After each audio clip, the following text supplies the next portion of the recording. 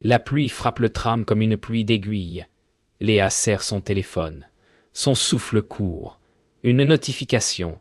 Un message vocal. Elle hésite, puis appuie. Une voix surgit. La sienne. Même ton, même tremblement. Aga, sauve-toi. Oh, son cœur s'arrête. Elle regarde autour, mais le tram est vide. Seuls les néons bourdonnent, froids et impassibles. Le message recommence, déformé, implorant. Ogé, sauve-toi. Elle se lève, écoute. Le monde dehors n'existe plus, remplacé par le grondement de quelque chose qui approche. Et dans ce silence suspendu, une question la transperce. Qui l'a prévenue? Si c'était vraiment elle, le message s'arrête net. Léa enlève les écouteurs. Son propre souffle est le seul bruit. Elle regarde le numéro inconnu, pas le sien. Pourtant, le fond d'écran, le nom du contact, c'est bien Léa. Identique. Même photo. Une copie parfaite. Ses doigts tremblent. Une deuxième notification s'affiche. Diobé ne descend pas. Le tram ralentit. Une station approche. Les lumières clignotent comme un code. Léa se penche vers la vitre et dans la buée, une empreinte de main se dessine. Pas la sienne. Le tram s'arrête, porte close. Personne ne monte. Personne ne descend. Un grincement métallique. Le conducteur n'est pas visible. Léa s'avance lentement. Chaque pas résonne. Elle s'approche de la cabine. Derrière la vitre teintée, une silhouette immobile. Et un son, faible, mécanique, comme un enregistrement qui tourne en boucle. Elle frappe à la vitre. Rien! La silhouette ne bouge pas. Alors elle ouvre la porte. Le corps du conducteur glisse en avant, inerte, ses yeux sont ouverts, mais son visage identique au sien. Léa recule, horrifiée. Son téléphone vibre. Nouveau message. Une voix, la sienne encore. Une voix. La sienne encore. Dieuda, il est déjà trop tard. Le tram repart seul, accélère. Léa tente les boutons, les portes, rien ne répond. Le téléphone sonne encore. Même voix, même ton. Diogé, sauve-toi. Cette fois, la voix ajoute un mot, presque effacé par le souffle. Yobé, maintenant. Léa se tourne, les vitres se noircissent, comme si la nuit avalait la lumière. Son reflet la regarde, mais ne bouge plus. Le tram roule sans chauffeur, sans fin. Léa fixe son reflet qui respire à contretemps. Elle s'approche de la vitre, tend la main. Le reflet la touche en retour. Froid, réel. Le téléphone vibre encore. Nouveau message, même voix, mais différente, plus ancienne, comme si l'enregistrement venait d'un autre temps. Diobé, tu n'aurais pas dû rester. La peur devient logique, presque calme. Elle comprend que le tram n'avance plus. Il tourne en boucle. Les haut-parleurs crachent un souffle, puis une voix d'homme lointaine, fatiguée. Yoga, il y a quelqu'un? Léa sursaute. Elle court vers l'arrière du tram. Une porte s'ouvre. Un homme apparaît. Trempé. Haletant, il dit. S'appelait Hugo. Il affirme être monté il y a quelques minutes. Mais son montre affiche 3h12, la même heure que lorsqu'elle a reçu le premier message. Le temps est bloqué. Hugo montre son téléphone. Aucun réseau, aucun signal. Pourtant, un message apparaît. Un vocal de Léa. Diogé ne lui fait pas confiance. Elle pâlit. Lui aussi entend. La même voix, la sienne. Ils échangent un regard lourd où la peur devient méfiance. Léa recule, Hugo avance d'un pas, inquiet. Le tram tremble, la lumière vacille. Un grincement monte, long comme un cri de métal vivant. La lumière s'éteint. Silence. Puis un bruit de pas, derrière eux. Léa braque la lampe du téléphone. Une autre silhouette, au fond du wagon. C'est elle. Même visage, même manteau, mais ses yeux sont vides, ses gestes lents, comme figés dans un autre temps. L'autre Léa s'avance, marche sans bruit et murmure. « Yoguet, tu aurais dû descendre. Yo !» Léa recule jusqu'à heurter Hugo. Il ne la regarde plus. Il fixe l'autre Léa, fasciné, murmurant. « Yoguet, c'est toi qui m'as appelé. » Yo, l'autre s'arrête. Un frisson traverse l'air. L'écran du téléphone s'allume seul. Un nouveau message se télécharge. La voix dit, cette fois en pleurant. Yoguet, sauve-le, pas toi, Dieu. Léa comprend. Le message n'était pas un avertissement, c'était un choix. Léa fixe son double. Le silence est total, presque vivant. Le tram ralentit, gémit, s'arrête. Aucun frein, aucune station. Juste l'obscurité.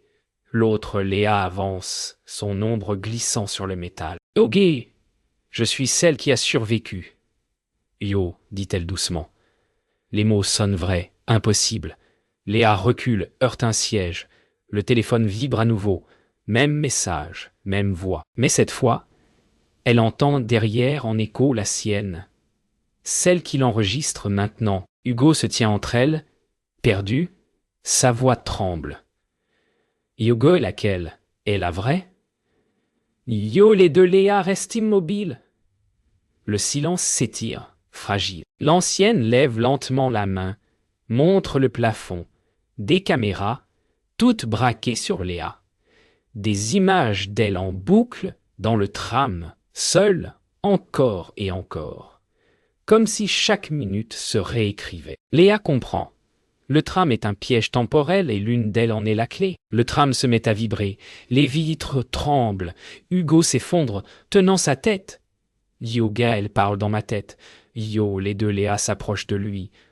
En miroir parfait. Leurs voix se superposent, formant une seule phrase. Yaga, le temps s'est brisé quand tu as eu peur. Yo, la lumière se déchire, éclair blanc. Le sol semble respirer. Léa sent le froid l'envahir. Quelqu'un ou quelque chose réécrit la scène autour d'eux. Tout s'arrête. Un souffle. Léa rouvre les yeux. Elle est seule. Le tram est vide, immobile. Les portes s'ouvrent sur un quai inconnu, baigné d'une lumière rouge. Au sol, son téléphone, fissuré, écran noir. Puis, il s'allume, tout seul. Une seule phrase s'affiche. « Égadé, tu l'as fait. » Yoel lève la tête. Son reflet dans la vitre du quai lui sourit. Mais ce n'est pas elle. C'est l'autre. Un grondement surgit. Le quai tremble. Le tram repart.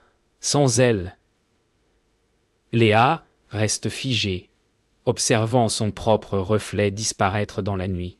Le téléphone vibre une dernière fois. Message vocal. Elle écoute.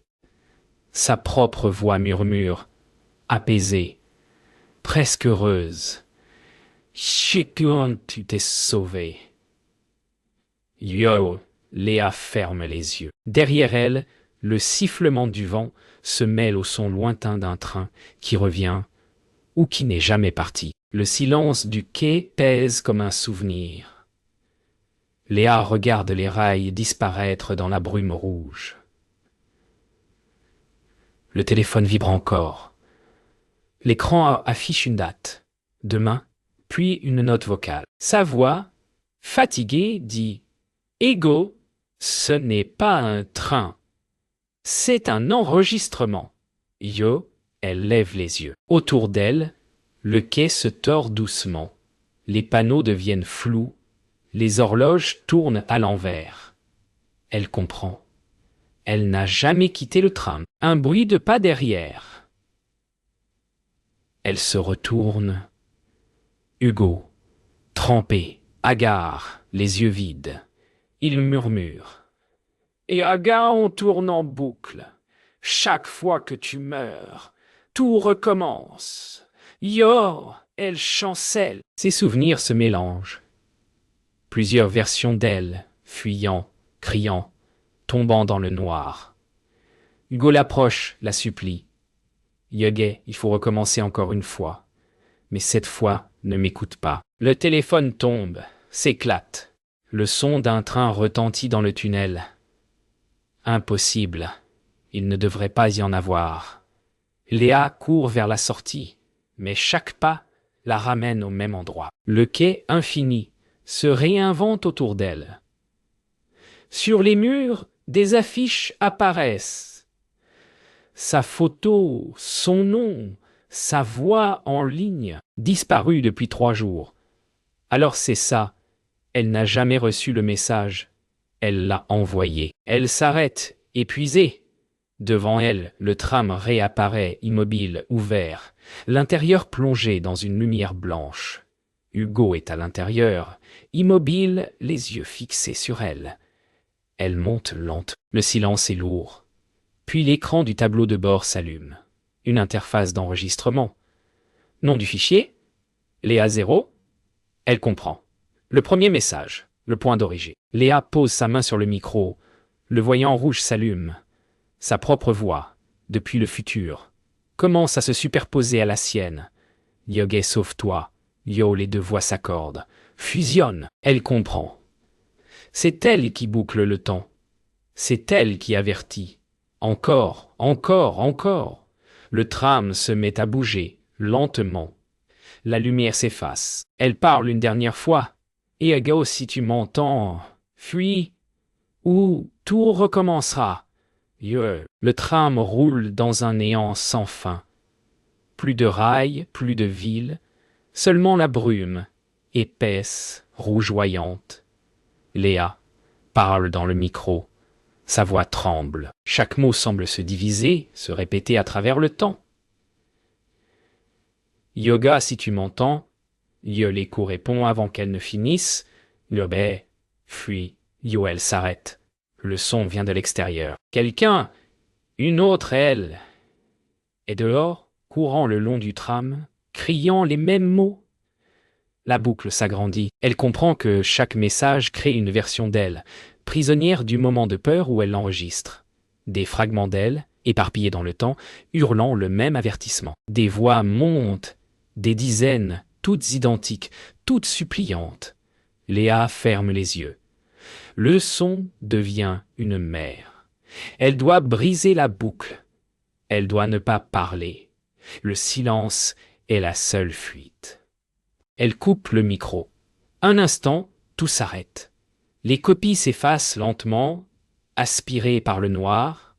Le silence revient, vrai, pur. Léa tombe à genoux, haletante. Le tram s'immobilise. La lumière blanche du matin filtre à travers les vitres. Pour la première fois, elle entend le vent, le vrai. Mais son téléphone vibre encore. Un dernier message. Le fichier se nomme « Sauve-moi ». Elle hésite. Doit-elle écouter? Son doigt tremble au-dessus de l'écran. Puis la voix sort. Ce n'est pas la sienne. C'est celle d'Hugo. Chuchote. « M'a pas sauvé. Tu n'as pas sauvé. » Yo derrière la voix, un grésillement, un souffle. Et puis son propre nom, crié dans le vide. Léa se lève, regarde par la vitre. Le quai est revenu, vide. Mais un reflet, dans la vitre du tram, montre Hugo debout derrière elle. Léa comprend enfin. La boucle ne se brise pas. Elle se transmet. Elle ferme les yeux, respire. Puis, calmement, elle appuie sur « Record ». Sa voix est douce, presque paisible.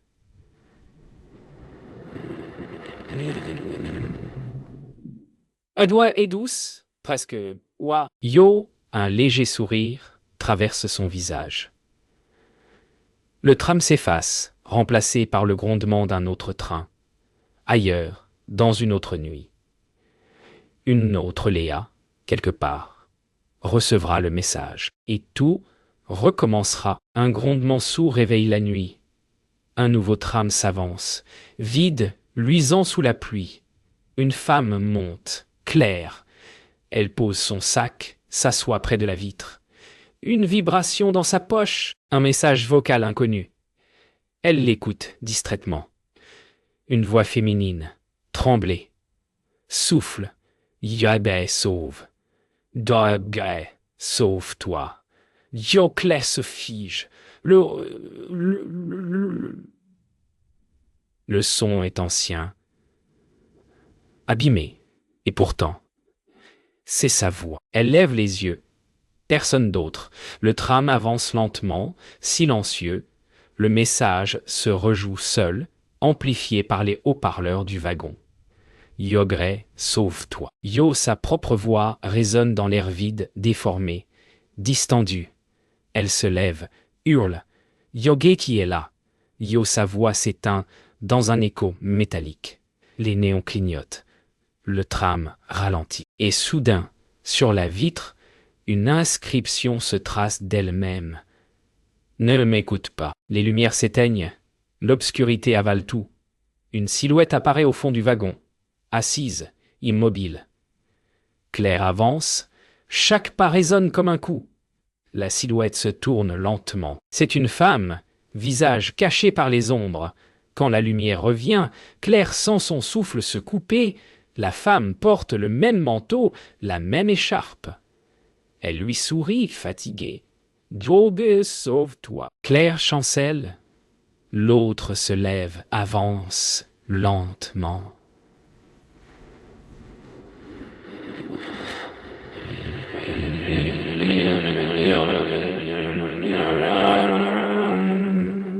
Dieu, dit-elle. Son regard est vide, mais sa voix tremble de tendresse. Elle tend un téléphone fissuré, le même que celui de Léa. Claire le prend. L'écran affiche. Message reçu à 3H12. Le même instant, la boucle recommence, claire et inévitable. L'autre Claire s'efface dans la brume. Le tram repart. Claire fixe l'écran. Le message se relance tout seul. Sa voix, ou celle d'une autre, murmure. Yoga, sauve-toi. Yo.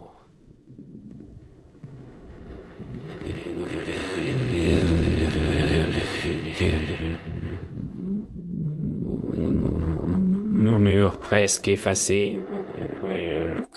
Claire ferme les yeux.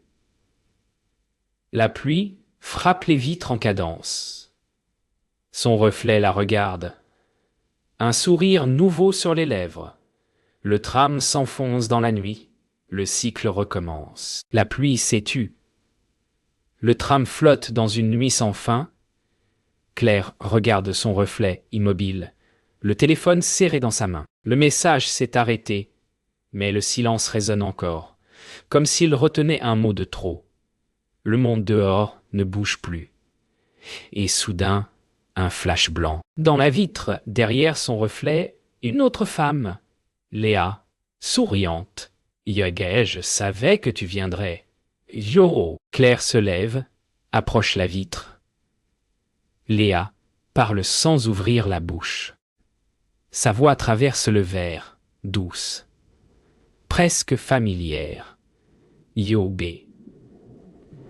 Tu peux sortir si tu m'écoutes.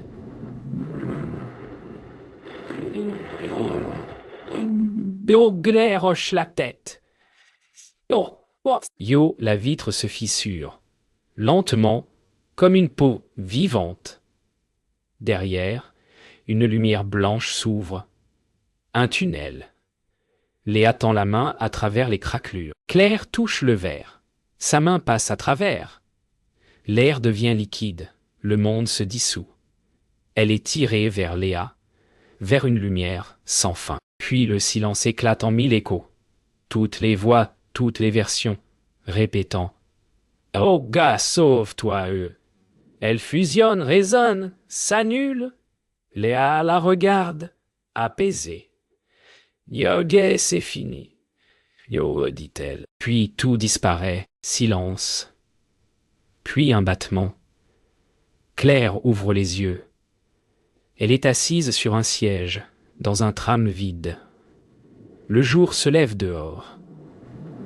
Plus de messages, plus de téléphone. Seulement une note sur le siège en face. Elle s'est sauvée. Claire la ramasse, respire. À travers la vitre, un train passe dans la direction opposée. Dans l'un des wagons, elle croit voir Léa, souriante, disparaissant dans la lumière du matin. Le tram s'arrête doucement à une station inconnue. Claire descend, les rues encore endormies. Le vent du matin emporte la brume. Elle ferme les yeux, écoute le silence. Puis, dans le fond de sa poche, une vibration, un nouveau message vocal. La même voix, sa voix. Elle sourit, triste, calme. Appuie sur lecture. La boucle recommence, mais cette fois, elle ne fuit pas.